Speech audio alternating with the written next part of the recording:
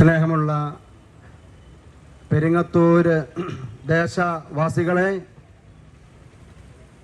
ഞങ്ങളുടെ ഈ ബൈബിൾ സായാഹ്നത്തിൻ്റെ സമാപന ശുശ്രൂഷയിലേക്ക് കടക്കുകയാണ്. ഞങ്ങളിവിടെ വന്ന സമയം മുതൽ ഈ ഒരു സമയം വരെ നിങ്ങൾ ഓരോരുത്തർക്കും ഞങ്ങൾക്ക് തരുന്ന നിർലോഭമായ സഹകരണത്തിനും പ്രോത്സാഹനത്തിനും ഹൃദയം തുറന്ന ഞങ്ങളോടുള്ള കൂട്ടായ്മയ്ക്ക് സ്നേഹത്തിനും എല്ലാം ഞങ്ങൾ നന്ദി പറയുകയാണ്. ഞങ്ങൾ വന്ന സമയം മുതൽ ഞങ്ങൾ വിതരണം ചെയ്യുന്ന പത്രമാസികകൾ വളരെ താല്പര്യത്തോടെ സ്വീകരിക്കുകയും ഈ പ്രഭാഷണവും നിങ്ങൾ വളരെ ശ്രദ്ധയോടെ കേൾക്കുന്നു. ഞങ്ങൾ ദൈവത്തിന് നന്ദി പറയുകയാണ്. ഈ ഒരു സായാഹ്നം സുവിശേഷ സായാഹ്നമാണ്. ഈ ഒരു പെരിങ്ങത്തൂര് പട്ടണത്തിന് ഇതിനു മുൻപ് പല വിധത്തിലുള്ള പ്രഭാഷണങ്ങളും പ്രസംഗങ്ങളും എല്ലാം തന്നെ നിങ്ങൾ കേട്ടിട്ടുണ്ടാകാം. എന്നാൽ അതിൽ നിന്നെല്ലാം ഈ സായാഹ്നം വ്യത്യസ്തമാകുന്നത് ഈ സായാഹ്നം സുവിശേഷ സായാഹ്നമാണ്. എന്താണ് സുവിശേഷം എന്ന വാക്കിന്റെ അർത്ഥം? സുവിശേഷം എന്ന വാക്കിന്റെ അർത്ഥം നല്ല വിശേഷം എന്നാണ്. നിങ്ങളിപ്പോൾ കേട്ടുകൊണ്ടിരിക്കുന്നത് നല്ല വിശേഷങ്ങളാണ്. യേശു എന്ന വാക്കിന്റെ അർത്ഥം ദൈവം രക്ഷിക്കുന്നു എന്നാണ്.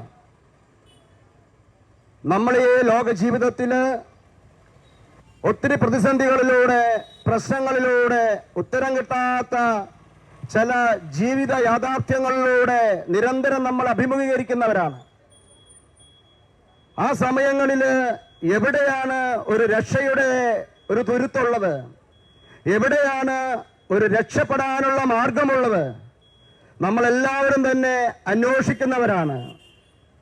ചിലപ്പോൾ നമ്മളുടെ വ്യക്തിപരമായ ജീവിതത്തിലാകാം, കുടുംബ ജീവിതത്തിലാകാം, സാമൂഹ്യ ജീവിതത്തിലാകാം, സാമ്പത്തിക മേഖലയിലാകാം, ചിലപ്പോൾ മനസ്സിന്റെ തലങ്ങളിലാകാം, ചിലപ്പോൾ അത് ആത്മീയ തലങ്ങളിൽ ഒരു രക്ഷയുടെ അനുഭവം കിട്ടാതെ നമ്മൾ പലരും തന്നെ ഭാരപ്പെടുകയും ക്ലേശിക്കുകയും ചെയ്യാറുണ്ട്.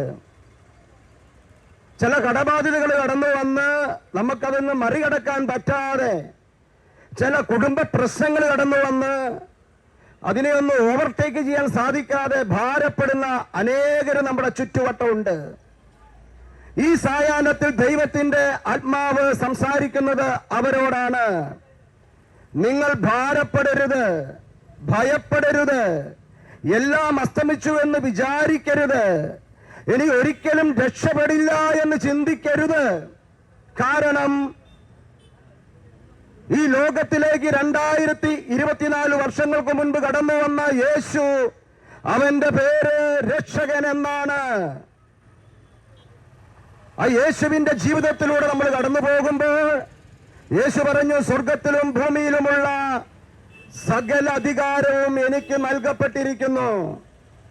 യേശു അന്ധന് കാഴ്ച കൊടുത്തിട്ടുണ്ട്, തളർവാദ രോഗിക്ക് സൗഖ്യം കൊടുത്തിട്ടുണ്ട്. ഈ ലോകത്തിലുള്ള എല്ലാ രോഗങ്ങളുടെ മേലും യേശുവിന് അധികാരമുണ്ട് അതിനെ സൗഖ്യം തരാൻ.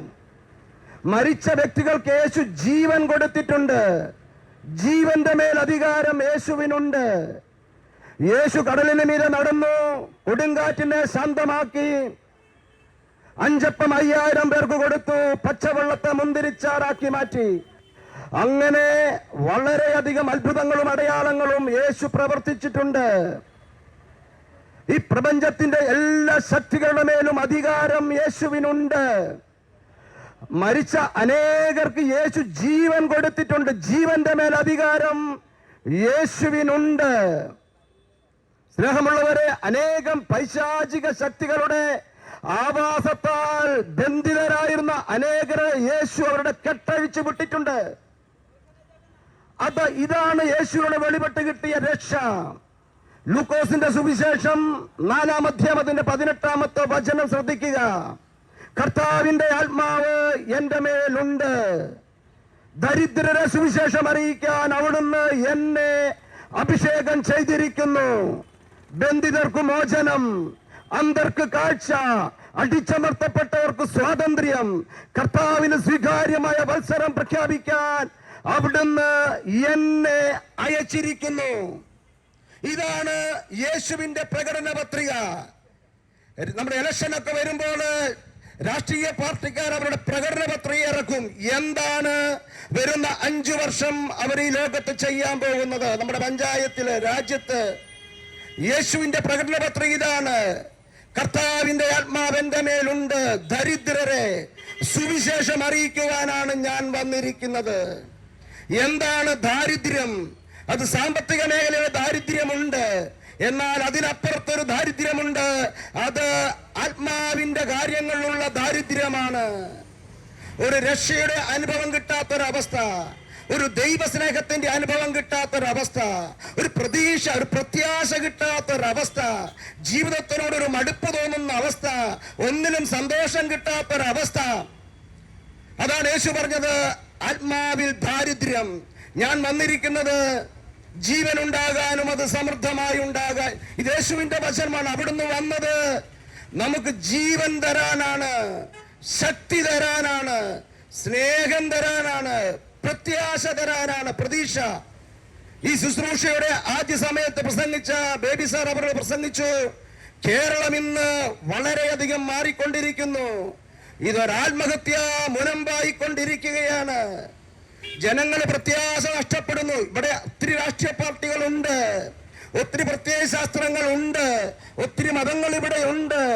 ആ വിശ്വാസത്തിലൊന്നും ഒരാഴപ്പെടാനോ അവിടെ ഒരു പ്രത്യാശയുടെ ദൂത് ലഭിക്കുവാനോ ആർക്കും തന്നെ സാധിക്കുന്നില്ല.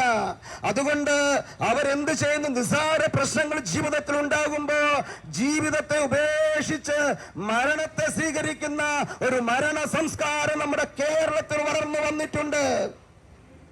സ്നേഹമുള്ളവരെ, ഈ ഒരു പ്രതിസന്ധിക്ക്, ഈ ഒരു പ്രശ്നത്തിന് എന്താണ് പ്രതിവിധി? ഈ ഒരു പ്രശ്നത്തിന്റെ പ്രതിവിധി സുവിശേഷമാണ്. ഈ ഒരു പ്രതിസന്ധിക്ക് ഉത്തരം യേശുവിലുണ്ട്, യേശുവിന്റെ വചനത്തിലുണ്ട്. എന്താണ് ഈ ശുശ്രൂഷയ്ക്ക് സായാഹ്ന സുവിശേഷം എന്ന് പേരിട്ടിരിക്കുന്നത്? സുവിശേഷ സായാഹ്നം. ലോക ചരിത്രം നമ്മൾ പരിശോധിക്കണം. എവിടെയെല്ലാം സുവിശേഷം കടന്നു ചെന്നിട്ടുണ്ടോ ആ നാടുകളിൽ വലിയ വ്യത്യാസം സംഭവിച്ചിട്ടുണ്ട്. ഇതാണ് യാഥാർത്ഥ്യം. എവിടെയെല്ലാം യേശുവിന്റെ സുവിശേഷം പ്രസംഗിച്ചിട്ടുണ്ടോ, ആരെല്ലാം യേശുവിന്റെ സുവിശേഷത്തെ സ്വീകരിച്ചിട്ടുണ്ടോ, ആരെല്ലാം യേശുവിന്റെ സുവിശേഷം പരിശോധിക്കാൻ തയ്യാറായിട്ടുണ്ടോ, ആ വ്യക്തികളുടെയും കുടുംബങ്ങളുടെയും സമൂഹത്തിന്റെയും രാജ്യങ്ങളുടെയും ചരിത്രം മാറിയിട്ടുണ്ട്. സ്നേഹമുള്ളവരെ, ഇത് ശ്രദ്ധിക്കുക. നൂറ്റാണ്ടുകൾക്ക് മുൻപ് ഇന്ന് ലോകത്തിന്റെ വലിയ സാമ്പത്തികമായും വിദ്യാഭ്യാസപരമായും സാംസ്കാരികമായും ഉയർന്നു നിൽക്കുന്ന യൂറോപ്യൻ രാജ്യങ്ങൾ വലിയ അപരിഷ്കൃതരുടെയും നരാധമന്മാരുടെയും നാടായിരുന്നു. എങ്ങനെയാണ് ആ നാടുകൾ ഇന്ന് വളർന്ന് ലോകത്തെ തന്നെ നിയന്ത്രിക്കുന്ന ശക്തിയായി മാറിയത്? ഏക കാരണം, ക്രിസ്തുവിന്റെ സുവിശേഷം യൂറോപ്യൻ നാടുകളിൽ പ്രഘോഷിക്കപ്പെട്ടു. അത് ജനങ്ങൾ അത് ഏറ്റെടുത്തു. അവർ യേശുവിനെ രക്ഷകനും നാഥനുമായി സ്വീകരിച്ചു. യേശുവിന്റെ സുവിശേഷത്തിന്റെ സത്യം കണ്ടെത്തുവാൻ, അതിന്റെ ആഴങ്ങളിലേക്ക് കൂടിയിട്ടിറങ്ങുവാൻ, ആ വിശ്വാസം സഹൃദയത്തിൽ ഏറ്റെടുക്കുവാൻ ആ മനുഷ്യർ തയ്യാറായി. സ്നേഹമുള്ളവരെ, നമ്മുടെ കേരളത്തിന്റെ ചരിത്രം നമ്മളൊന്ന് പരിശോധിക്കണം. 150 വർഷങ്ങൾക്ക് മുൻപ് ഈ കേരളത്തിന്റെ അവസ്ഥ വളരെ പരിതാപകരമായിരുന്നു. ഇവിടെ വലിയ ജാതീയ ഉച്ചനീചത്വങ്ങൾ ഉണ്ടായിരുന്നു, ഇവിടെ അസ്പൃശ്യതയുണ്ടായിരുന്നു, ഇവിടെ അടിമവേലകൾ ഉണ്ടായിരുന്നു. സാംസ്കാരികമായി വളരെ താഴ്ന്ന നിലവാരത്തിലുള്ള ജീവിതങ്ങൾ കേരളത്തിലുണ്ടായിരുന്നു. എന്നാൽ എങ്ങനെയാണ് മാറിയത്? ഇന്നും പല ഉത്തരേന്ത്യൻ സംസ്ഥാനങ്ങളും പരിശോധിക്കുക, അവിടെ ജനം വളരെ പിന്നോട്ടാണ്. എങ്ങനെയാണ് കേരളം ഇങ്ങനെ മാറിയത്? സ്നേഹമുള്ളവരെ, ഞങ്ങൾക്ക് നിങ്ങളുമായി പങ്കുവെക്കുവാനുള്ള രഹസ്യം ഇതാണ്. ക്രിസ്ത്യൻ മിഷണറിമാർ കേരളത്തിലേക്ക് വന്ന് ഇവിടെ ജനത്തിന് വിദ്യാഭ്യാസം കൊടുക്കുവാൻ ആരംഭിച്ചു. വിദ്യ സ്വീകരിച്ച മനുഷ്യന് വെളിച്ചം കിട്ടി, അവൻ അറിവ് കിട്ടി, അവൻ വായിക്കാൻ ആരംഭിച്ചു. അതുകൊണ്ടാണ് ഞങ്ങൾ പറയുന്നത്, ഏതെല്ലാം നാടുകളിൽ സുവിശേഷം എത്തിയിട്ടുണ്ടോ, ഏതെല്ലാം രാജ്യങ്ങൾ സുവിശേഷം സ്വീകരിച്ചിട്ടുണ്ടോ, അതിന്റെ ചരിത്രം മാറിയിട്ടുണ്ട്. ഇന്നും അങ്ങനെ തന്നെയാണ്. യേശുവിന്റെ വരവോടുകൂടെ ചരിത്രം AD എന്നും BC എന്നും മാറുകയുണ്ടായി. ചരിത്രത്തെ രണ്ടായി വിഭജിക്കുന്നത് യേശുവിന്റെ വരവോടുകൂടിയാണ്. ആരെല്ലാം യേശുവിനെ രക്ഷകനും നാഥനുമായി സ്വീകരിക്കുന്നുവോ, ആ വചനം അവരുടെ ജീവിതങ്ങളിൽ ഏറ്റെടുക്കുന്നുവോ, അവരുടെ ചരിത്രം മാറും. ആ രാജ്യത്തിന്റെ ചരിത്രം മാറും. ആ സമൂഹത്തിന്റെ ചരിത്രം മാറും. യേശുവിന് മുമ്പ് എന്നും യേശുവിനെ അറിഞ്ഞതിനു ശേഷം എന്ന രീതിയിൽ ആ ജീവിതങ്ങൾ മാറും. സ്നേഹമുള്ളവരെ, അതുകൊണ്ട് ഞങ്ങൾക്ക് നിങ്ങളുമായി പറയുവാനുള്ള പങ്കുവയ്ക്കുവാനുള്ള സുവിശേഷം. നിങ്ങൾ ഒരു പക്ഷേ ഇതിനു മുൻപ് യേശുവിനെ കുറിച്ച് കേട്ടിട്ടുണ്ടാകും. ചിലപ്പോൾ ചില മുൻവിധികളോടെ ആയിരിക്കാം യേശുവിനെ നിങ്ങൾ സമീപിക്കുന്നത്. ഈ സായാഹ്നത്ത് ഞങ്ങൾക്കൊരു എളിയ അഭ്യർത്ഥന നിങ്ങളുടെ മുമ്പിൽ വെക്കുവാനുണ്ട്. നിങ്ങളുടെ എല്ലാ മുൻവിധികളും അവസാനിപ്പിച്ച് മാറ്റിവെച്ച് ഒരു നിഷ്കളങ്ക ഭാവത്തോടെ യേശുവിനെ അന്വേഷിക്കുവാനും പഠിക്കുവാനും സുവിശേഷം വായിക്കുവാനും തയ്യാറാവുക.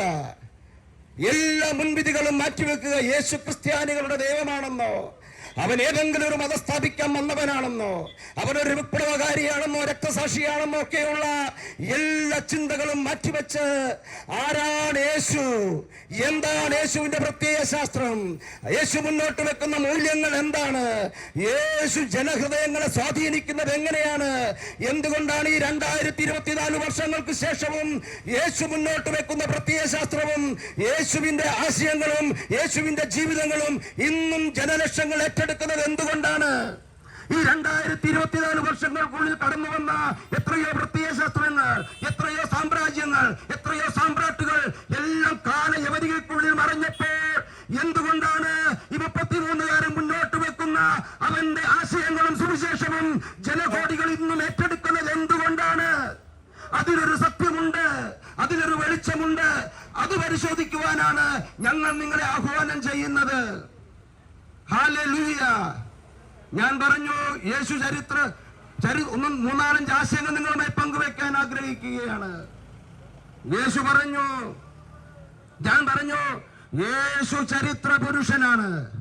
എന്നാൽ മറ്റൊരു കാര്യം പറഞ്ഞുകൊള്ളട്ടെ, യേശു ചരിത്ര പുരുഷൻ മാത്രമല്ല, ചരിത്രാതീത പുരുഷനും കൂടിയാണ്.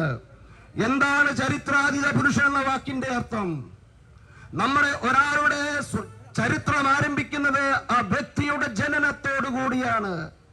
എന്നാൽ യേശുവിന്റെ ചരിത്രം ആരംഭിക്കുന്നത് യേശു പിറക്കുന്നതിന് നൂറ്റാണ്ടുകൾക്ക് മുൻപ് ലോകത്തിലേക്ക് കടന്നു വന്ന അനേകം പ്രവാചകന്മാർ, ജ്ഞാനമുള്ള മനുഷ്യന്മാർ, അവർക്ക് ദൈവത്തിന്റെ വെളിപാട് ലഭിച്ചു. കന്യക ഗർഭം ധരിച്ചൊരു പുത്രനെ പ്രസവിക്കും, അവന്റെ പേര് യേശു എന്നായിരിക്കും, അവൻ രക്ഷകനായിരിക്കും, അവൻ വിമോചകനായിരിക്കും, അവൻ സ്വാതന്ത്ര്യം തരുന്നവനായിരിക്കും, അവൻ സമാധാനം തരുന്നവനായിരിക്കും, അവൻ പ്രത്യാശ തരുന്നവനായിരിക്കും.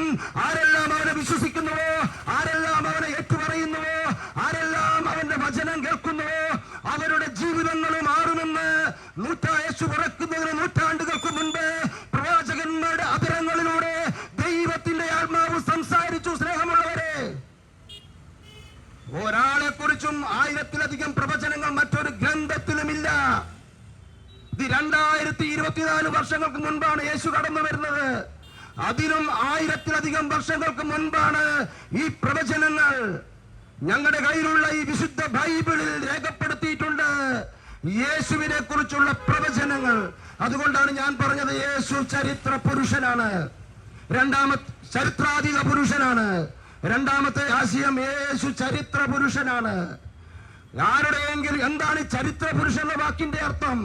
ആരുടെയെങ്കിലും സാങ്കല്പിക സൃഷ്ടിയിൽ ഉയർന്നു വന്ന സാങ്കല്പിക കഥാപാത്രമല്ല, ഭാവന കഥാപാത്രമല്ല.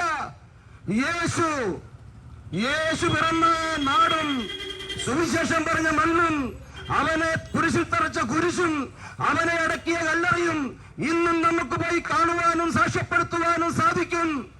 ആർക്കിയോളജിക്കൽ പുരാവസ്തു ഗവേഷണങ്ങൾ അത് നേരിൽ കണ്ട് സാക്ഷ്യപ്പെടുത്തിയിട്ടുണ്ട്. യേശു എന്നതൊരു മിത്തല്ല, ഒരു കെട്ടുകഥയല്ല. യേശുവിന്റെ എല്ലാ കാര്യങ്ങളും ചരിത്രവുമായിട്ട് ബന്ധപ്പെട്ട് കിടക്കുന്നതാണ്. സ്നേഹമുള്ളവരെ, ഈ സായാഹ്നത്തിൽ ഈ അങ്ങാടിയിലേക്ക് കടന്നു വന്ന് എന്തെങ്കിലും പറഞ്ഞു പോകുവാനല്ല ഞങ്ങൾ ആഗ്രഹിക്കുന്നത്. കാര്യങ്ങൾ വസ്തുനിഷ്ഠമായി ചരിത്രം വെച്ച് പറയുവാനാണ് ഞങ്ങൾ ആഗ്രഹിക്കുന്നത്. അതിൽ ഞങ്ങൾക്ക് സന്തോഷമുണ്ട്, അതിൽ ഞങ്ങൾക്ക് അഭിമാനമുണ്ട്. ഹല്ലേലൂയ. മൂന്നാമതൊരു കാര്യം പറഞ്ഞുകൊള്ളട്ടെ. ഒന്നാമത് ചരിത്രാതീത പുരുഷനാണ്. രണ്ടാമത്തെ കാര്യം യേശുവിന്റെ പ്രത്യേകതയാണ് പറയുന്നത്. രണ്ടാമത്തെ കാര്യം ചരിത്ര പുരുഷനാണ്. മൂന്നാമത്തെ കാര്യം യേശു ഗുരുവാണ്. ആരാണ് യഥാർത്ഥ ഗുരു? ഒരാളുടെ ജീവിതം ആത്മസാക്ഷാത്കാരം പ്രാപിക്കുന്നത് ഒരു യഥാർത്ഥ ഗുരുവിനെ കണ്ടെത്തുമ്പോഴാണ്. യേശു യഥാർത്ഥ ഗുരുവാണ്. എന്താണ് ഗുരുവിന്റെ പ്രത്യേകത? ഗുരു ഒന്നാമത്തെ കാര്യം ആത്മസാക്ഷാത്കാരം പ്രാപിച്ച വ്യക്തിയായിരിക്കണം. എന്താണ് ആത്മസാക്ഷാത്കാരം? ആത്മാവ് എന്താണെന്നും ആത്മാവിന്റെ മോക്ഷം എങ്ങനെ പ്രാപിക്കാമെന്നുള്ള ദൈവിക ജ്ഞാനം ലഭിച്ച വ്യക്തി. ഈ ഗുരു ആത്മസാക്ഷാത്കാരം പ്രാപിച്ച വ്യക്തിയായിരിക്കണം. ആത്മസാക്ഷാത്കാരത്തിന്റെ ഉപദേശം തരുന്നയാളായിരിക്കണം. സ്നേഹമുള്ളവരെ, അങ്ങനെയെങ്കിൽ ഈ ലോകത്തിലേക്ക് കടന്നു വന്ന അനേകം ആത്മീയ ഗുരുക്കന്മാരിൽ നിന്ന് യേശുവിനെ വ്യത്യസ്തനാക്കുന്നത് യേശുവിന്റെ പ്രബോധനങ്ങളാണ്. അത് ജ്ഞാനത്തിന്റെ കലവറയാണ്. അതില് ആദർശത്തിന്റെ പിൻബലങ്ങളുണ്ട്. അതുകൊണ്ടാണ് ഞങ്ങൾ പറയുന്നത്, നിങ്ങൾ യേശുവിന്റെ പ്രബോധനങ്ങളെ പരിശോധിക്കണം, യേശുവിന്റെ തത്വശാസ്ത്രത്തെ പരിശോധിക്കണം, യേശു മുന്നോട്ട് വെക്കുന്ന മൂല്യത്തെ നിങ്ങൾ പരിശോധിക്കണം. നിങ്ങൾക്കറിയാമോ, ഈ ലോകത്തില് ഏറ്റവും കൂടുതൽ വ്യക്തികൾ അവരുടെ ജീവരക്തം കൊടുത്തിരിക്കുന്നത് യേശുവിന് വേണ്ടിയാണ്. എന്താണ് ജനലക്ഷങ്ങൾക്ക് ഇപ്രകാരം ഒരു പ്രേരണ കിട്ടുന്നത്? അത് യേശുവിന്റെ സുവിശേഷത്തിന്റെ പ്രത്യേകതയാണ്. യേശു പഠിപ്പിച്ചത് ക്ഷമിക്കാനാണ്, യേശു പഠിപ്പിച്ചത് സ്നേഹിക്കാനാണ്, യേശു പഠിപ്പിച്ചത് ചെറുതാകാനാണ്, യേശു പഠിപ്പിച്ചത് വിട്ടുകൊടുക്കാനാണ്. ഈ ലോകത്തിൽ ഇന്നോളം ആരും പറയാത്ത ചില തത്വങ്ങൾ, ഈ ലോകത്തിന്റെ ചിന്തയ്ക്ക് വിരുദ്ധമായ ചില പ്രബോധനങ്ങൾ യേശുവിലൂടെ വെളിപ്പെട്ടു. അതുകൊണ്ടാണ് ജനലക്ഷങ്ങൾ അവരുടെ ജീവരക്തം യേശുവിന്റെ സുവിശേഷത്തിനു വേണ്ടി അവരുടെ ജീവിതങ്ങളെ വലിച്ചെറിഞ്ഞു കളഞ്ഞത്. അതിന്നും അങ്ങനെ തന്നെയാണ്. സ്നേഹമുള്ളവരെ, യേശു പറഞ്ഞു, എന്റെ രാജ്യം ഐഹികമല്ല. അഞ്ചാമത്തെ കാര്യം പറഞ്ഞുകൊള്ളട്ടെ. യേശു രാജാവാണ്, യേശു ഗുരുവാണ്. ഗുരുവിന്റെ മറ്റൊരു പ്രത്യേക, ഗുരു നിർഭയനായിരിക്കണം, ഗുരു പാപലേശമില്ലാത്തവനായിരിക്കണം. ഗുരു പറയുന്ന കാര്യങ്ങൾക്ക് ആദർശത്തിന്റെ പിൻബലമുണ്ടാകണം. ഗുരു പറയുന്ന കാര്യങ്ങൾ സ്വജീവിതത്തിൽ പ്രവൃത്തി തലത്തിലേക്ക് കൊണ്ടുവന്നിട്ടുണ്ടാകണം. യേശു ക്ഷമിക്കാൻ പറഞ്ഞിട്ടുണ്ടെങ്കിൽ യേശു ക്ഷമിച്ചു കാണിച്ചിട്ടുണ്ട്. യേശു ചെറുതാകാൻ പറഞ്ഞിട്ടുണ്ടെങ്കിൽ യേശു ചെറുതായി കാണിച്ചിട്ടുണ്ട്. യേശു മറ്റുള്ളവരെ സ്നേഹിക്കാൻ പറഞ്ഞ് മറ്റുള്ളവരെ ജീവന തുല്യ സ്നേഹിച്ചവനാണ്. സ്നേഹമുള്ളവരെ, ഞാനും നിങ്ങളും വിശ്വസിക്കുന്ന പ്രത്യയശാസ്ത്രം, ഞാനും നിങ്ങളും വിശ്വസിക്കുന്ന മതചിന്ത, അതെത്ര മനോഹരമായിക്കൊള്ളട്ടെ, അതെത്ര ഉന്നതമായിക്കൊള്ളട്ടെ, അതിനൊരു ആദർശത്തിന്റെ പിൻബലമില്ലെങ്കിൽ, അതിനൊരു സ്നേഹത്തിന്റെ അംശമില്ലെങ്കിൽ, അതിനൊരു സത്യത്തിന്റെ നീതിയുടെ അംശമില്ലെങ്കിൽ എനിക്കും നിങ്ങൾക്കും അധികം കാലം മുൻപോട്ട് പോകാൻ പറ്റില്ല. അതുകൊണ്ടാണ് ഞങ്ങൾ പറയുന്നത്, യേശുവിന്റെ പ്രബോധനത്തില് സത്യത്തിന്റെ അംശമുണ്ട്, കാരുണ്യത്തിന്റെ അംശമുണ്ട്, ക്ഷമയുടെ അംശമുണ്ട്, വിട്ടുകൊടുക്കലിന്റെ അംശമുണ്ട്. ഞാൻ പറഞ്ഞു, യേശു രാജാക്കന്മാരുടെ രാജാവാണ്. ആറാമത്തെ കാര്യം, യേശു രാജാവാണ്. യേശു പറഞ്ഞു, എന്റെ രാജ്യം ഐഹികമല്ല. ഈ ലോകത്തിലേക്ക് യേശു കടന്നു വന്നത് ഏതെങ്കിലും ഒരു പ്രത്യേക സ്ഥലത്ത് അവന്റെ സാമ്രാജ്യം സ്ഥാപിക്കാനല്ല. യേശു പറഞ്ഞു, ആകാശവും ഭൂമിയും കടന്നു പോകും, എന്റെ വചനങ്ങൾ കടന്നു പോകില്ല. യേശുവിന്റെ വചനങ്ങൾ ഈ ലോകത്തിന്റെ അവസാനം വരെ ജീവനുണ്ട്. അത് സ്വീകരിക്കുന്നവന് ധൈര്യമുണ്ട്, പ്രത്യാശയുണ്ട്, സന്തോഷമുണ്ട്. യേശു ആത്മാവിന്റെ സാമ്രാജ്യത്തിലെ രാജാവാണ് എന്ന് പറയുമ്പോൾ ആരാണ് ദൈവത്തെ അന്വേഷിക്കുന്നത്, ആരാണ് സത്യം അന്വേഷിക്കുന്നത്? അവരുടെ ജീവിതത്തിന്റെ ആത്മാവിന്റെ സാമ്രാജ്യത്തിലെ രാജാവാണ് യേശു. സ്നേഹമുള്ളവരെ, ഞാൻ പറഞ്ഞു, യേശുവിന്റെ പ്രബോധനങ്ങളുടെ പ്രത്യേകത എന്താണ്? അത് ജ്ഞാനത്തിന്റെ കലവറയാണ്. യേശുവിന്റെ പ്രബോധനങ്ങൾ അത് പരിശോധിക്കണം. യേശു പറഞ്ഞു, ആത്മാവിൽ ദരിദ്രരെ നിങ്ങൾ ഭാഗ്യവാന്മാർ, സ്വർഗരാജ്യം നിങ്ങൾക്കുള്ളതാണ്. കരുണയുള്ളവരെ നിങ്ങൾ ഭാഗ്യവാന്മാർ, നിങ്ങൾക്ക് കരുണ ലഭിക്കും. ഹൃദയശുദ്ധിയുള്ളവരെ നിങ്ങൾ ഭാഗ്യവാന്മാർ, നിങ്ങൾ ദൈവത്തെ കാണും. മത്തായിയുടെ സുവിശേഷം 5, 6, 7 അധ്യായങ്ങളിൽ യേശുവിന്റെ പ്രബോധനം ഇതൾ വിരിയുകയാണ്. യേശു പറഞ്ഞു, ആത്മാവിൽ ദരിദ്രരെ നിങ്ങൾ ഭാഗ്യവാന്മാർ. ആരാണ് നമ്മുടെ കണ്ണിൽ ഭാഗ്യവാൻ? 5 6 ശമ്പളമുള്ളവൻ ഭാഗ്യവാൻ, ഇതിലുള്ള വീടുള്ളവൻ ഭാഗ്യവാൻ, വലിയ ജോലിയുള്ളവൻ, വലിയ സ്ഥാനമാനം അധികാരത്തിൽ ഇരിക്കുന്നവൻ, നമ്മുടെ കൺമുമ്പിൽ അവരാണ് ഭാഗ്യവാന്മാർ. ഈ ലോകത്തിന്റെ ചിന്തയെ തിരുത്തിക്കൊണ്ട് യേശു പറഞ്ഞു, അവരല്ല ഭാഗ്യവാന്മാർ. ആത്മാവിൽ ദരിദ്രനുണ്ടോ അവരാണ് ഭാഗ്യവാന്മാർ. അങ്ങനെയെങ്കിൽ എന്താണ് ഈ ആത്മാവിൽ ദാരിദ്ര്യം എന്ന് പറയുന്നത്? സ്നേഹമുള്ള സഭയോടെ കേൾക്കുക. ആത്മാവിൽ ദാരിദ്ര്യം എന്ന് പറഞ്ഞാൽ ഞാൻ ഈ മുൻപ് പറഞ്ഞ എല്ലാ കൂട്ടങ്ങളും നമുക്കുണ്ട് എന്ന് സങ്കല്പിക്കുക. സ്ഥാനമാനങ്ങളുണ്ട്, അധികാരമുണ്ട്, ജോലിയുണ്ട്, വാഹനമുണ്ട്, വീടുണ്ട്, എല്ലാം ഉണ്ട്. എന്നാലും ആ മനുഷ്യന്റെ ഉള്ളിന്റെ ഉള്ളില് ഒരാത്മാവിന്റെ തലത്തില് ഒരു എളിമ, ഇതെല്ലാം എന്റെ ദൈവം എനിക്ക് തന്നതാണ്, ദൈവം തന്നത് മാത്രമാണ് എനിക്കുള്ളത്, ദൈവം തന്നതുകൊണ്ട് മാത്രമാണ് ഞാൻ ഇന്ന് ഈ ഭൂമിയിലായിരിക്കുന്നത്, ഇതെല്ലാം അവിടുത്തെ സൗജന്യ ദാനമാണ്. സ്നേഹമുള്ളവരെ, ശത്രുക്കളെ സ്നേഹിക്കാൻ യേശു പഠിപ്പിച്ചു, പറഞ്ഞു. തിന്മയെ നന്മ കൊണ്ട് ജയിക്കാൻ യേശു പറഞ്ഞു. തിന്മയെ തിന്മ കൊണ്ടല്ല ജയിക്കണ്ടേ. നിന്നെപ്പോലെ നിന്റെ അയൽക്കാരനെ സ്നേഹിക്കണമെന്ന് യേശു പഠിപ്പിച്ചു. ശത്രുക്കൾക്ക് വേണ്ടി പ്രാർത്ഥിക്കുവാൻ യേശു പഠിപ്പിച്ചു. യേശു പറഞ്ഞു, നിങ്ങൾ ഭൂമിയുടെ ഉപ്പാണ്. ഉപ്പ് പുറകിട്ട് പോയാൽ ഉപ്പിന്റെ ലവണാംശം നഷ്ടപ്പെട്ടാൽ അത് വലിച്ചെറിയപ്പെടാനേ കൊള്ളുകയുള്ളൂ. നമ്മൾ ഭൂമിയുടെ ഉപ്പായി മാറേണ്ടവർ. ഉപ്പിന്റെ പ്രത്യേകത എന്താണത്? രുചി കൊടുക്കുന്നതാണ്, അത് ഔഷധമാണ്, അത് കേടുകൂടാതെ പദാർത്ഥങ്ങളെ സൂക്ഷിക്കുന്നതാണ്. ഉപ്പിന് അനേകം പ്രത്യേകത. നമ്മുടെ ജീവിതങ്ങളും ഉപ്പായി മാറണം. നമ്മൾ ആയിരിക്കുന്ന സമൂഹത്തിന് രുചി കൊടുക്കുന്നവരായി നമ്മൾ മാറണം. മറ്റുള്ളവരുടെ മുറിവുകൾ ആഴപ്പെടുത്തുന്നവരല്ല, അത് സൗഖ്യം കൊടുക്കുന്നവരായി നമ്മൾ മാറണം. ഉപ്പിന്റെ എല്ലാ ഗുണങ്ങളും നമ്മളിലേക്ക് കടന്നു വരുമ്പോൾ നമ്മൾ ഈ ലോകത്തിന്റെ ഉപ്പായി മാറും. യേശു പറഞ്ഞു, നിങ്ങൾ ലോകത്തിന്റെ പ്രകാശമാണ്. പിതാവായ ദൈവത്തെ കുറിച്ചുള്ള സത്യജ്ഞാനം ലഭിക്കുമ്പോൾ ആ പ്രകാശം ഈ ലോകത്തിലേക്ക് പകർത്തുന്നവരായി നമ്മൾ രൂപാന്തരപ്പെടും.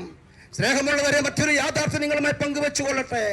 യേശുവിന്റെ വരവിന് മുൻപ് ഈ ലോകം ദൈവത്തെ മനസ്സിലാക്കിയിരുന്നത് ദൈവം കോപിക്കുന്നവൻ, ശിക്ഷിക്കുന്നവൻ, അടിമയും ഉടമയും തമ്മിലുള്ള ബന്ധമാണ് ദൈവവും മനുഷ്യനും തമ്മിലുള്ളത്. എന്നാൽ യേശു അത് തിരുത്തി പറഞ്ഞു, അടിമയും ഉടമയും തമ്മിലുള്ള ബന്ധമല്ല ദൈവവും മനുഷ്യനും തമ്മിലുള്ളത്. ദൈവം ശിക്ഷിക്കുന്നവനല്ല, ദൈവം കോപിക്കുന്നവനല്ല, ദൈവം കാരുണ്യമാണ്. മറ്റൊരു കാര്യം, യേശു ഈ ലോകത്തിൽ ഒന്നോളം വെളിപ്പെടാത്തൊരു ദൈവിക ദൂത് യേശു വെളിപ്പെടുത്തി. യേശു പറഞ്ഞു, മനുഷ്യനും ദൈവവും തമ്മിലുള്ളത് ഒരപ്പനും മകനും തമ്മിലുള്ള ബന്ധമാണ്. ദൈവത്തെ പിതാവ് എന്ന് വിളിക്കാൻ ഈ ലോകത്തെ പഠിപ്പിച്ച ആത്മീയ ഗുരു യേശുവാണ്. അടിമയും ഉടമയും തമ്മിലുള്ള ബന്ധത്തിൽ അവിടെ സ്നേഹമില്ല, അവിടെ സ്വാതന്ത്ര്യമില്ല. ഉടമയ്ക്കൊരിക്കലും അടിമയെ ഇഷ്ടമല്ല, അടിമയ്ക്കൊരിക്കലും ഉടമയോട് സ്നേഹമില്ല. യേശു പറഞ്ഞു, അടിമയും ഉടമയും തമ്മിലുള്ള ബന്ധമല്ല മനുഷ്യനും ദൈവവും തമ്മിലുള്ളത്. ദൈവം സ്നേഹിക്കുന്ന പിതാവാണ്.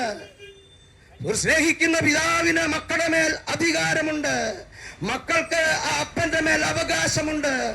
ദൈവസന്നദ്ധിയിൽ നമുക്ക് ദൈവത്തിന്റെ മുമ്പിൽ അവകാശമുണ്ട്. ഒരു കുഞ്ഞിനുള്ള സ്വാതന്ത്ര്യം ദൈവത്തിന്റെ മുമ്പിലുണ്ട്. ദൈവത്തെ കാരുണ്യവാനായി, സ്നേഹിക്കുന്നവനായി, കരുതുന്നവനായി ലോകത്തെ അവതരിപ്പിച്ചത് യേശുവിന്റെ പ്രബോധനങ്ങളാണ്. സ്നേഹമുള്ളവരെ, അടിമയും ഉടമയും തമ്മിലുള്ള ബന്ധമല്ല. സ്നേഹമുള്ളവരെ, ഈ സായാഹ്നത്തില് വളരെയധികം കാര്യങ്ങൾ ഞങ്ങൾക്ക് നിങ്ങളുമായി പങ്കുവെക്കുവാനുണ്ട്. മറ്റൊരു പ്രധാനപ്പെട്ട ആശയം നിങ്ങളുമായി പങ്കുവെച്ചുകൊള്ളട്ടെ. ഞാൻ മുൻപ് പറഞ്ഞു, യേശുവിന്റെ വരവോടുകൂടെ ചരിത്രം മാറി. ചരിത്രം രണ്ടായി വിഭജിക്കപ്പെട്ടു. എന്നാൽ അതിൽ മറ്റൊരു പ്രത്യേകത, ഈ ലോക മതചിന്തയുടെ ചരിത്രം യേശുവിന്റെ വരവോടുകൂടെ തിരുത്തി കുറിക്കപ്പെട്ടു. അത് യേശുവിന്റെ ജീവിതത്തിലൂടെ നമ്മൾ കടന്നു പോകണം. യേശു പിറന്നത് കാലിത്തൊഴുത്തിലാണ്. യേശു പിറക്കുന്നതിന് മുൻപ് ദൈവങ്ങളെല്ലാം അവതരിക്കുന്നത് രാജകൊട്ടാരങ്ങളിലാണ്. ദൈവങ്ങൾ അവതരിക്കുന്ന സിംഹാസനങ്ങളിലാണ്. ഉജ്ജ്വല പ്രൗഢിയും പ്രതാപത്തിലാണ് ദൈവത്തിന്റെ അവതാരങ്ങൾ ഈ ഭൂമിയിലേക്ക് കടന്നു വരുന്നത്. എന്നാൽ യേശുവിന്റെ വരവോടുകൂടെ ആ ഒരു കാഴ്ചപ്പാട് യേശു തിരുത്തിക്കുറിച്ച് പിതാവായ ദൈവം ഈ ലോകത്ത് ദൈവ യേശുവിലൂടെ അവതരിക്കുമ്പോൾ അവൻ പിറക്കുന്നത് കാലിത്തൊഴുത്തിലാണ്. കഴിഞ്ഞ ഡിസംബർ 20 നമ്മൾ അവന്റെ ജന്മദിനം ആഘോഷിച്ച് ആഘോഷമെല്ലാം കടന്നുപോയിരിക്കുന്ന സമയമാണിത്. എന്താണ് ദൈവം കാലിത്തൊഴുത്തിൽ പിറക്കുന്നത്? ഈ ലോകത്തില് ഒരു ദരിദ്രനും പറയരുത് ഞാൻ യേശുവിനേക്കാൾ ദരിദ്രനാണെന്ന്, യേശുവിനേക്കാൾ ഞാൻ പാവപ്പെട്ടവനാണെന്ന്. ഈ ലോകത്തിൽ ഇനി ആരും പറയരുത്. സമ്പന്നൻ മാത്രമല്ല ദൈവം, അവൻ പാവപ്പെട്ടവന്റെ കൂടെ ദൈവമാണ്, ഒന്നുമില്ലാത്തവന്റെ കൂടെ ദൈവമാണ്. പാവപ്പെട്ടവന്റെ പക്ഷം ചേരുന്ന ഒരു ദൈവമുണ്ട് എന്ന് ഈ ലോകത്തിന് വെളിപ്പെട്ട് കിട്ടിയത് യേശു കാലിത്തൊഴുത്തിൽ പിറന്നതോടുകൂടിയാണ്. സ്നേഹമുള്ളവരെ, മറ്റൊരു ചിന്ത പറഞ്ഞുകൊള്ളട്ടെ. ദൈവം പാപികളെ വെറുക്കുന്നു, ദൈവം നീതിമാനു മാത്രമാണ് പക്ഷം ചേരുന്നത്. എന്നാൽ യേശു കടന്നു വന്ന് യേശു പറഞ്ഞു, ഞാൻ നീതിമാന്മാരെ തേടിയല്ല വന്നത്, പാപികളെ തേടിയാണ് വന്നത്. പാപിക്കും രക്ഷയുണ്ട്. ഞാനും നിങ്ങളും എത്ര കഠിന പാപത്തിലൂടെ കടന്നു പോകുന്ന വ്യക്തി ആയിക്കൊള്ളട്ടെ, ഏതെങ്കിലും അടിമത്തത്തിലൂടെ കടന്നു പോകുന്നവരായിക്കൊള്ളട്ടെ, ലഹരിയുടെയോ ഏതെങ്കിലും കൊടും പാതകം എന്റെ കൈകൊണ്ട് സംഭവിച്ചു പോയിക്കൊള്ളട്ടെ, എന്നാൽ മറ്റെല്ലാ മതചിന്തകളും അപ്രകാരം തെറ്റ് ചെയ്തവരെ തള്ളിക്കളയുമ്പോൾ ഇതാ തെറ്റ് ചെയ്തവരെയും ചേർത്ത് പിടിക്കുന്ന ഒരു ദൈവത്തിന്റെ മുഖമാണ് വിശുദ്ധ ബൈബിളിൽ യേശുവിലൂടെ വെളിപ്പെടുന്നത്. എന്താ? തെറ്റ് ചെയ്തവരെ പ്രോത്സാഹിപ്പിക്കുന്ന ദൈവമല്ല, അവരോട് പറയുന്ന ഒരു ഭാഷ്യമുണ്ട്, ഇനിമേലിൽ നീ പാപം ചെയ്യരുത്, നിന്റെ പാപങ്ങൾക്ക് പരിഹാരമായി ഞാൻ എന്റെ രക്തം ബലിയായി നൽകി, നിന്റെ പാപത്തിന്റെ കടച്ചിട്ട് ഞാൻ കീറിക്കളഞ്ഞു എന്ന് പറയുന്ന ഒരു ദൈവമാണ് യേശു. സ്നേഹമുള്ളവരെ, ഈ ലോകത്തുള്ള ആത്മീയ ഗുരുക്കൻ, മറ്റു മൂന്നാമതൊരു കാര്യം പറഞ്ഞുകൊള്ളട്ടെ. ഗുരുക്കന്മാരുടെ പാദങ്ങളാണ് ശിഷ്യന്മാർ കഴുകുക. എന്നാൽ ഈ ലോകത്തിലേക്ക് അവതരിച്ച യേശു മിശിഹ എന്ന ഗുരു, അവൻ ശിഷ്യന്മാരുടെ പാദങ്ങൾ കഴുകി. അന്നോളം ഉണ്ടായിരുന്ന മതചിന്ത മാറി. ശിഷ്യൻ ഗുരുവിന്റെ പാദമല്ല, ഗുരു ശിഷ്യന്റെ പാദമാണ് കഴുകേണ്ടത്. ഒരു ഉന്നത സ്ഥിതിക്കുന്ന ഒരു വ്യക്തിക്ക് എത്രമാത്രം താഴണമെന്നും അതിന്റെ ഒരു ഉദാത്തമായ മാതൃക യേശുവിന്റെ ജീവിതം നമ്മുടെ മുമ്പിൽ വെളിപ്പെടുത്തുകയാണ്. അഞ്ചാമതൊരു കാര്യം പറഞ്ഞുകൊള്ളട്ടെ. യേശുവിന്റെ വരവിന് മുമ്പ് ഈ ലോകത്തിലേക്ക് അവതരിപ്പിച്ച എല്ലാ ദൈവസങ്കല്പങ്ങളും മനുഷ്യൻ ദൈവത്തിനു വേണ്ടി കുരുതിയെ കൊടുക്കുകയായിരുന്നു. എന്നാൽ ഇതാ യേശു കടന്നു വന്നത് അവന്റെ ജീവനും അവന്റെ രക്തവും ബലിയായി കാൽവരിയിൽ അർപ്പിക്കുന്ന ഒരു കാഴ്ച സുവിശേഷത്തിന്റെ ഏടുകളിൽ നമുക്ക് വായിക്കാൻ സാധിക്കും. എന്താണ്? മനുഷ്യനെ ബലി കൊടുക്കുന്ന ദൈവമല്ല, ഇതാ ഒരു ദൈവം ഇവിടെ ബലിയായി മാറുകയാണ്.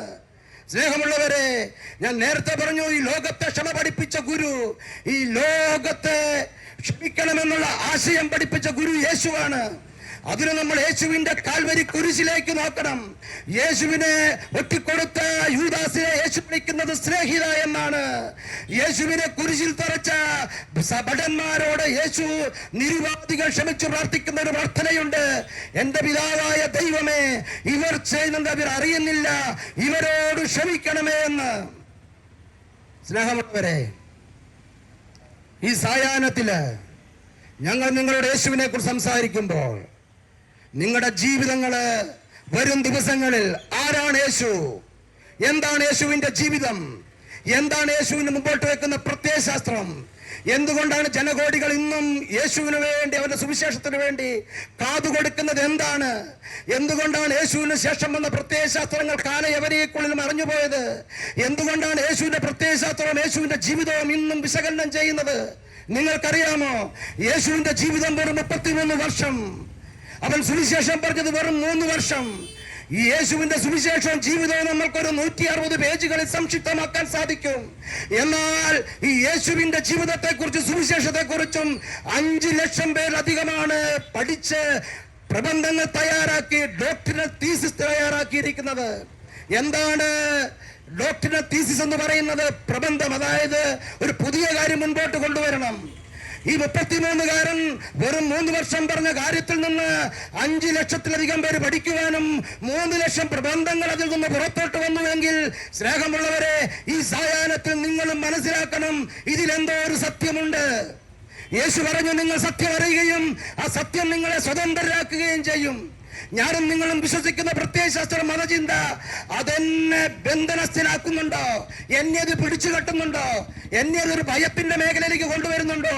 അതെന്നെ ഒരു അക്രമത്തിന് വേണ്ടി പ്രേരിപ്പിക്കുന്നുണ്ടോ? അത് അവരെന്റെ ജീവനെടുക്കാൻ എനിക്കൊരു പ്രേരണ തരുന്നുണ്ടോ? എങ്കിലും സ്നേഹമുള്ളവരെ, അത് തിരുത്തപ്പെടേണ്ടതാണ്. അത് കാലത്തിന്റെ ചവിറ്റുകുട്ടയിൽ എറിയേണ്ട പ്രത്യയശാസ്ത്രമാണ്. അതിന് സ്നേഹത്തിന്റെ അംശമില്ല, അതിന് കരുണയുടെ അംശമില്ല. ആ ഒരു പ്രത്യേകിച്ച് നമുക്ക് അധികം കാലം മുൻപോട്ട് പോകാൻ പറ്റില്ല. നമുക്ക് മടുപ്പ് തോന്നും, നമുക്കതോട് വെറുപ്പ് തോന്നും. അതുകൊണ്ടാണ് ഞങ്ങൾ ഈ സായാഹ്നത്തില് നിങ്ങൾ യേശു ആരാണെന്ന് അന്വേഷിക്കണം. സ്നേഹമുള്ളവരെ, യേശു ഇന്നും ജീവിക്കുന്നു. ഈ സായാഹ്ന സുവിശേഷത്തിന്റെ ആകത്തുക ഞങ്ങൾക്ക് നിങ്ങളോട് പങ്കുവയ്ക്കുവാനുള്ളത് അതാണ്. 2024 വർഷങ്ങൾക്ക് മുൻപ് കാലയവനേക്കുള്ളിൽ മറഞ്ഞുപോയ ദൈവമല്ല യേശു. അവൻ ഇന്നും ജീവിക്കുന്നു. അവൻ ഇന്നും അത്ഭുതങ്ങൾ പ്രവർത്തിക്കുന്നു. അവൻ കെട്ടുകൾ അഴിക്കുന്നു. അവൻ ബന്ധനങ്ങളിൽ നിന്ന് വിടുതൽ തരുന്നു. അവൻ പ്രത്യാശ തരുന്നു. അവൻ സമാധാനം തരുന്നു. അവൻ ശക്തി തരുന്നു. അവൻ അഭിഷേകം തരുന്നു. അതുകൊണ്ടാണ് യേശു ഇന്നും ജീവിക്കുന്നത്. അതുകൊണ്ട് യേശു പറഞ്ഞു, ആകാശവും ഭൂമിയും കടന്നു പോകും, എന്റെ വചനങ്ങളും മാറില്ലെന്ന് യേശു പറഞ്ഞിട്ടുണ്ട്. ഹല്ലേലൂയ. യേശുവേ നന്ദി. സ്നേഹമുള്ളവരെ, ഈ ഒരു സായാഹ്നത്തെ ശുശ്രൂഷയുടെ ഈ അവസാന നേരങ്ങളിലേക്ക് കടക്കുമ്പോൾ ഞങ്ങൾ വളരെ കാര്യങ്ങൾ നിങ്ങളുമായി പങ്കുവെക്കാനുണ്ടെങ്കിലും സമയത്തിന്റെ പരിമിതത ഞങ്ങൾ ചുരുക്കുമ്പോൾ നിങ്ങളെ ഞങ്ങൾ വിശുദ്ധ ബൈബിൾ പരിചയപ്പെടുത്താൻ ആഗ്രഹിക്കുകയാണ്. നമ്മുടെ ജീവിതം നിഴൽ പോലെ കടന്നു പോകും, മാഞ്ഞു പോകും. ആകാശത്തിലെ മേഘങ്ങൾ പോലെ അത് നീങ്ങിപ്പോകും. വയലിലെ പുൽക്കൊടി പോലെ അത് മാഞ്ഞു പോകും. വെള്ളത്തിലെ നീർക്കുമള പോലെ അസ്തമിച്ചു പോകും. ഈ കൊച്ചു ജീവിതത്തിൽ നമ്മൾ വായിക്കേണ്ട ഒരു ഗ്രന്ഥമാണ് സുവിശേഷം. ഇത് നിങ്ങളുടെ ജീവിതങ്ങളെ മാറ്റിമറിക്കും. നിങ്ങളുടെ തീരുമാനങ്ങളെ ഇത് മാറ്റിമറിക്കും. ഈ ഗ്രന്ഥത്തിന് ഒത്തിരി പ്രത്യേകതകളുണ്ട്. ഈ ലോകത്തിൽ ഏറ്റവും കൂടുതൽ ഭാഷകളിലേക്ക് വിവർത്തനം ചെയ്യപ്പെട്ട പുസ്തകം ഗ്രന്ഥം വിശുദ്ധ ബൈബിളാണ്. ഏറ്റവും കൂടുതൽ വ്യക്തികൾ വായിച്ച പുസ്തകം വിശുദ്ധ ബൈബിളാണ്. അച്ചടി യന്ത്രം സ്ഥാപിച്ച ഹെർമൻ ഹുണ്ടറിന്റെ പ്രസ്തിൽ ആദ്യം അച്ചടിച്ച പുസ്തകം വിശുദ്ധ ബൈബിളാണ്. സ്നേഹമുള്ളവരെ, അനേക സാമ്രാട്ടുകളും സാമ്രാജ്യങ്ങളും ഈ പുസ്തകത്തെ ഇല്ലാതാക്കാൻ ശ്രമിച്ചു. വാളുകൊണ്ടും തീ കൊണ്ടും ഈ പുസ്തകത്തെ നശിപ്പിക്കാൻ ശ്രമിച്ചു.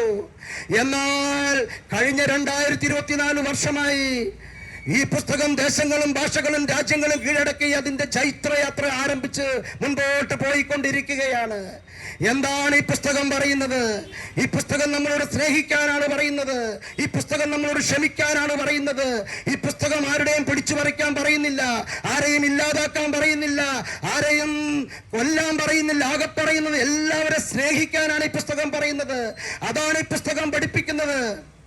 ആകയാൽ ഈ പുസ്തകത്തെ, ഗ്രന്ഥത്തെ നിങ്ങൾ പരിചയപ്പെടണം. ഇത് നിങ്ങളുടെ ജീവിതത്തിന്റെ ഭാഗമാക്കി മാറ്റണം. ഈ പുസ്തകം കയ്യിലെടുക്കുന്നവരെ ഈ പുസ്തകവും കയ്യിലെടുക്കും. അവരുടെ ജീവിതങ്ങളെ കയ്യിലെടുക്കും. അവരുടെ ജീവിതത്തിന്റെ നിരാശവേളകളിൽ ഈ ഗ്രന്ഥത്തിന്റെ നാളുകളിൽ ദൈവത്തിന്റെ ആത്മാവ് നിങ്ങളോട് സംസാരിക്കും. നിങ്ങളുടെ ജീവിതങ്ങളിലേക്ക് എത്ര വലിയ പ്രതിസന്ധിയും പ്രശ്നം കടന്നു വന്നുകൊള്ളട്ടെ. ചിലപ്പോൾ അത് കടബാധ്യതയാകാം, ചിലപ്പോൾ വിവാഹത്തിന്റെ തടസ്സമാകാം, ചിലപ്പോൾ മക്കളെ കിട്ടാത്ത അവസ്ഥയാകാം, ചിലപ്പോൾ കുഞ്ഞുങ്ങൾക്ക് ഒരു ജോലി കിട്ടാത്ത അവസ്ഥയാകാം, ചിലപ്പോൾ മാറാ രോഗമായിരിക്കാം, ചിലപ്പോൾ ഡോക്ടർമാർ ഉപേക്ഷിച്ച് കളഞ്ഞ പ്രശ്നങ്ങളായിരിക്കാം, ഈ ലോകം കൂടെ ഒറ്റപ്പെടുന്ന പ്രശ്നമായിരിക്കാം. നിങ്ങളുടെ പ്രതിസന്ധിയും പ്രശ്നവും ചിലപ്പോൾ കുടുംബത്തിൽ നിന്ന് വരുന്ന ഒറ്റപ്പെടലായിരിക്കാം. ആർക്കും എന്നെ വേണ്ട, ആരും എന്നെ മനസ്സിലാക്കുന്നില്ല. ചിലപ്പോൾ ഏതെങ്കിലും ലഹരിയുടെ പിടിയിൽപ്പെട്ട് ഒന്ന് രക്ഷപ്പെടാൻ പറ്റാതെ ഭാരപ്പെടുന്ന അവസ്ഥയായിരിക്കാം. നിങ്ങളുടെ പ്രശ്നവും പ്രതിസന്ധിയും എന്തുമായിക്കൊള്ളട്ടെ, നിങ്ങളുടെ പ്രശ്നത്തിന് പ്രതിസന്ധിക്ക് അതിന്റെ ഒരു ഉത്തരം ഈ പുസ്തകത്തിന്റെ ഏടുകളിലൂടെ ദൈവം നിങ്ങളോട് സംസാരിക്കും. സ്നേഹമുള്ളവരെ, ഈ പുസ്തകം ഞങ്ങൾ സൗജന്യമായിട്ടാണ് നിങ്ങൾക്ക് വിതരണം ചെയ്യുന്നത്. താല്പര്യമുള്ളവർക്ക് ഞങ്ങളുടെ അടുത്തേക്ക് വരാം. ഞാനൊരു ചെറിയ സാക്ഷ്യം പറഞ്ഞുകൊള്ളട്ടെ. നമ്മുടെ പ്രതിപക്ഷ നേതാവിന്റെ ഒരു വളരെ വൈറലായ ഒരു പ്രസംഗമുണ്ട്. അദ്ദേഹം ഒരിക്കൽ പറഞ്ഞു, എല്ലാ ദിവസവും പ്രഭാതത്തില് ഞാൻ ഈ സുവിശേഷത്തിന്റെ ഏതാനും ഏടുകൾ വായിച്ചിട്ടാണ് എന്റെ ശുശ്രൂഷയെ, എന്റെ സാമൂഹ്യ പ്രവർത്തനങ്ങൾ ആരംഭിക്കുക. അദ്ദേഹം പറഞ്ഞു, അദ്ദേഹത്തിന്റെ അനുഭവം ഇതാണ്. ഒരിക്കല് അദ്ദേഹത്തിന്റെ ഒരു സുഹൃത്ത് അദ്ദേഹത്തെ വിളിച്ചു പറഞ്ഞു, എന്റെ മകന് ഒരു ജോലി സാറ് വിചാരിച്ച മേടിച്ചു കൊടുക്കാൻ സാധിക്കും, അവന് ജോലി കിട്ടുന്നില്ല. അപ്പൊ സതീശ സാറ് വളരെ ക്ലേശിച്ച് പല സുഹൃത്തുക്കളെയൊക്കെ ബന്ധപ്പെട്ട് ആ സുഹൃത്തിന്റെ മകനൊരു ജോലി മേടിച്ചു കൊടുത്തു അത്രേ. എന്നാൽ ദിവസങ്ങൾ കഴിഞ്ഞപ്പോ ജോലി കൊടുത്ത സുഹൃത്ത് പറഞ്ഞു, സാറ് പറഞ്ഞ ആൾക്ക് ഞാൻ ജോലി കൊടുത്തിട്ടുണ്ട്. എന്നാൽ ഈ ജോലി കിട്ടിയ ചെറുപ്പക്കാരൻ അവന്റെ പിതാവ് സതീശ സാറിനെ വിളിക്കുന്നില്ല. അപ്പൊ സാറിനൊരു വലിയൊരു മനക്ലേശം കടന്നു വരികയാണ്. എന്താണ്, ഞാനിത്ര കഷ്ടപ്പെട്ട ഒരു ജോലി മേടിച്ചു കൊടുത്തിട്ട് ആ ചെറുപ്പക്കാരനെ പിതാവ് എന്നെ ഒന്ന് വിളിച്ചൊരു നന്ദിയുടെ വാക്ക് പറഞ്ഞില്ലല്ലോ. അദ്ദേഹം ഒന്ന് പറയുകയാണ്, ഞാനന്ന് സായാഹ്നത്തില് എന്റെ ബൈബിൾ എടുത്തൊരു ഏട് തുറന്നു. അവിടെ കാണുകയാണ്. യേശുവിന്റെ സുവിശേഷത്തിൽ ഒരു കാര്യം രേഖപ്പെടുത്തിയിട്ടുണ്ട്. യേശു 10 കുഷ്ഠരോഗികളെ സുഖപ്പെടുത്തുന്ന ഒരു സുവിശേഷ ഭാഗമുണ്ട്. ഏതാനും കുഷ്ഠമെന്ന് അസ്പൃശ്യതയുള്ള രോഗമാണ്. കുഷ്ഠരോഗിക്കെന്ന് സമൂഹത്തിൽ സ്ഥാനമില്ല, അവർ ഭ്രഷ്ട് കൽപ്പിക്കപ്പെടും. അങ്ങനെ 10 കുഷ്ഠരോഗികൾ യേശു കൈനീട്ടി നിങ്ങളുടെ കുഷ്ഠത്തിൽ നിന്ന് വിടുതൽ കിട്ടട്ടെ എന്ന് പറഞ്ഞപ്പോൾ ആ കുഷ്ഠരോഗികൾ സൗഖ്യം പ്രാപിച്ചു. അങ്ങനെ സൗഖ്യം പ്രാപിച്ച കുഷ്ഠരോഗികളിൽ ഒരാൾ തിരിച്ചു വന്ന്, യേശുവേ നന്ദി, നീ എനിക്ക് സൗഖ്യം തന്നതിന്, വിടുതൽ തന്നതിന്, എന്റെ രോഗത്തെ എടുത്തു മാറ്റിന് നന്ദി എന്ന് പറഞ്ഞു. സാറ് പുസ്തകം അടച്ച് സാറ് പറഞ്ഞു, എന്നോട് എന്റെ യേശു സംസാരിച്ചു. ഈ ലോക ജീവിതത്തിൽ നമ്മുടെ ധർമ്മം, നമ്മുടെ കടമ ഉപകാരങ്ങൾ ചെയ്യുക മാത്രമാണ്. നന്ദി നമ്മൾ മനുഷ്യരിൽ നിന്നല്ല പ്രതീക്ഷിക്കേണ്ടത്, ദൈവത്തിൽ നിന്നാണ്. ദൈവം അവന്റെ സമയത്തിന്റെ കാലസമ്പൂർണതയിൽ നമ്മൾ ചെയ്യുന്ന എല്ലാ നന്മ പ്രവർത്തികൾക്കും അത് അനുഗ്രഹമായി മറ്റുള്ളവരിലൂടെ, മറ്റനേകരിലൂടെ തിരിച്ചു തരും. അതുപോലെ തന്നെ സാറ് പറഞ്ഞ മറ്റൊരു സാക്ഷ്യം ഇതാണ്. സാറ് പ്രതിപക്ഷ നേതാവായി സ്ഥാനമേൽക്കുമ്പോൾ വലിയൊരു ആശങ്ക അദ്ദേഹത്തിലേക്ക് കടന്നു വന്നു. എങ്ങനെയാണ് ഞാനൊരു പ്രതിപക്ഷ നേതാവായിരിക്കേണ്ടത്? എന്തായിരിക്കണം എന്റെ സമീപനം? ഞാൻ എങ്ങനെയാണ് ഈ ഒരു ഗവൺമെന്റിന്റെ ഭാഗമല്ല, എന്നാൽ ഗവൺമെന്റിന്റെ ഭാഗമാണ്, ഒരു തിരുത്തൽ ശക്തിയായി ഞാൻ മുൻപോട്ട് പോകേണ്ടതുണ്ട്. ആ ഒരു രാത്രി സാറ് പറഞ്ഞു, ഞാൻ വീണ്ടും എന്റെ ബൈബിൾ എടുത്തു. അപ്പൊ സാറ് പറയുകയാണ്, അതിന്റെ ഏടുകളില് ശലോമോന്റെ ഭാഗം 2 രാജാക്കന്മാരുടെ പുസ്തകം ഇതിനകത്തുണ്ട്. അതിനകത്ത് സോളമൻ എന്നൊരു രാജാവിന്റെ കഥയുണ്ട്. ഈ സോളമൻ എന്ന രാജാവ് തന്റെ രാജ്യത്തിന്റെ ഭരണമേൽക്കുന്ന ആ സമയത്ത് ദൈവത്തോട് പ്രാർത്ഥിക്കുന്നു, ദൈവമേ എന്നുള്ളൊരു പ്രാർത്ഥന. ഈ ജനത്തിന് വേണ്ടി ഈ സാമ്രാജ്യത്തെ ഞാൻ എങ്ങനെയാണ് നയിക്കേണ്ടതെന്നൊരു ചോദ്യത്തോടെ ദൈവത്തോട് പ്രാർത്ഥിക്കുന്ന ഒരു സമയം ദൈവത്തിന്റെ ആത്മാവ് അദ്ദേഹത്തോട് സംസാരിക്കുന്നു.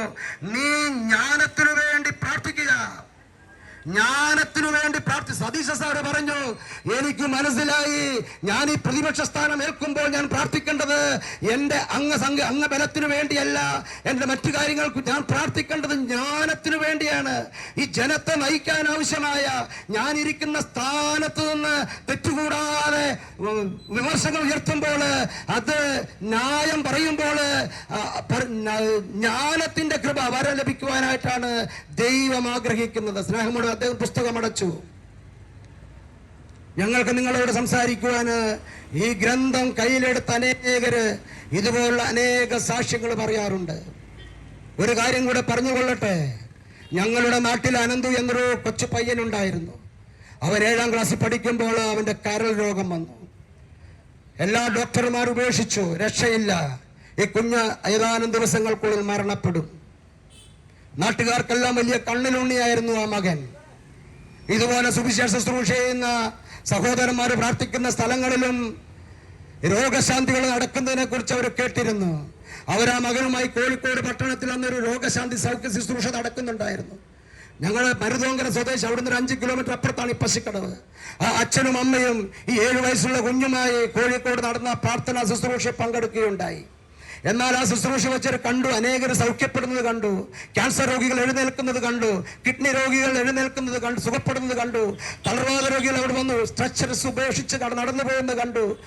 ആ സ്ഥലത്ത് വെച്ച് അവർക്കൊരു അനുഭവം ലഭിച്ചില്ലെങ്കിലും അവർക്ക് മനസ്സിലായി, യേശു ഇന്നും ജീവിക്കുന്നുണ്ട്, അവൻ അസാധ്യമായിട്ടൊന്നുമില്ല. അവർ കുഞ്ഞുമായി അവരുടെ വീട്ടിലേക്ക് തിരിച്ചു വന്നു. ഒരു രാത്രി അവർ ലഭിച്ച വിശ്വാസത്തിന്റെ വിത്ത് ലഭിച്ച ആ വിശ്വാസത്തോടെ അവർ പ്രാർത്ഥിക്കാൻ ആരംഭിച്ചു. ഓ കർത്താവ് യേശുവേ, നീ ഇന്നും ജീവിക്കുന്നവനാണെങ്കിൽ, ഞങ്ങളുടെ കുഞ്ഞിനെ തിരിച്ചു തരാൻ നിനക്ക് ആഗ്രഹമുണ്ടെങ്കിൽ ഇതാ ഞങ്ങളിപ്പോ പ്രാർത്ഥിക്കുന്നു എന്ന് പറഞ്ഞ് ആ കുഞ്ഞിനെ ചുറ്റും നിന്ന് ആ അമ്മയും അച്ഛനും അവരുടെ വല്യമ്മയും കൂടെ പ്രാർത്ഥിക്കുന്ന നിമിഷം ആ കുഞ്ഞിനൊരു ഷോക്കടിക്കുന്ന അനുഭവം ഉണ്ടായി. സ്നേഹമുള്ളവരെ, നിങ്ങൾക്ക് അറിയണമോ അതിന്റെ ബാക്കി കാര്യം? ആ കുഞ്ഞിനു വേണ്ടി ജനങ്ങൾ 70 ലക്ഷത്തി ചുവടെ സംഖ്യ ഞങ്ങളുടെ ഗ്രാമപഞ്ചായത്ത് മറ്റ് സാമൂഹ്യ പ്രവർത്തകർ കളക്ട് ചെയ്തിരുന്നു ഓപ്പറേഷന് വേണ്ടി. അവസാന പരിശ്രമം എന്നതിൽ ഓപ്പറേഷൻ ചെയ്യാൻ ഡോക്ടർ പറഞ്ഞിരുന്നു. എന്നാൽ വീണ്ടും പരിശോധനയ്ക്കായി കൊണ്ടുപോയി ചെല്ലുമ്പോൾ ഡോക്ടർ ചോദിക്കുകയാണ്, എന്താണ് ഈ കുഞ്ഞിനൊരു വ്യത്യാസം കാണുന്നുണ്ടല്ലോ, അവന്റെ നഷ്ടപ്പെട്ടു പോയ കരളിത വീണ്ടും ജീവൻ വെച്ച് വരുന്ന കാണുന്നുണ്ടല്ലോ, തൽക്കാലം ഇപ്പോൾ ഓപ്പറേഷൻ ആവശ്യമില്ല എന്ന് ഡോക്ടർ സാക്ഷ്യപ്പെടുത്തി. സ്നേഹമുള്ളവരെ, ആ കുഞ്ഞിനു വേണ്ടി സ്വരൂപിച്ച സംഖ്യ ഇപ്പോൾ ഞങ്ങളുടെ ബാങ്ക് അക്കൗണ്ടിൽ കടക്കുകയാണ്. അത് ഞങ്ങളുടെ നാട്ടിലെ പഞ്ചായത്തിലെ പാവപ്പെട്ട രോഗികൾക്ക് വേണ്ടി ഉപയോഗിച്ചു കൊണ്ടിരിക്കുകയാണ്. ഈ സായാഹ്നത്തിൽ ഞങ്ങൾക്ക് നിങ്ങളുമായി നിങ്ങളുമായി സംസാരിക്കുവാനുള്ള ഏക കാര്യം, നിങ്ങളുടെ ജീവിതത്തിന്റെ പ്രശ്നം എത്ര വലുതായിക്കൊള്ളട്ടെ, അത് ഈ ലോകം നിങ്ങളോട് പറയും എല്ലാം അസ്തമിച്ചു എന്ന് പറയും. എന്നാൽ അത് വിശ്വസിക്കരുത്. നമ്മുടെ കണ്ണുനീര് തുടയ്ക്കുന്ന, നമ്മുടെ പ്രതിസന്ധിയിൽ ഇടപെടാൻ സാധിക്കുന്ന, നമ്മുടെ പ്രശ്നത്തിൽ ഇടപെടുന്ന ഒരു ദൈവം ഇന്നും ജീവിക്കുന്നുണ്ട്. അവന്റെ പേരാണ് യേശു ക്രിസ്തു. അവന് സാധ്യമായിട്ടൊന്നുമില്ല.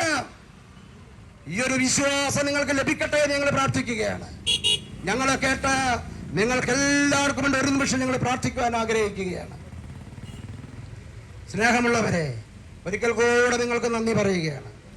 നിങ്ങൾ എത്രയോ താല്പര്യത്തോടെയാണ് ഞങ്ങളെ ശ്രമിക്കുന്നത്. ഞങ്ങൾ വിതരണം ചെയ്യുന്ന പത്രം നിങ്ങൾ സ്നേഹത്തോടെ സ്വീകരിക്കുന്നു.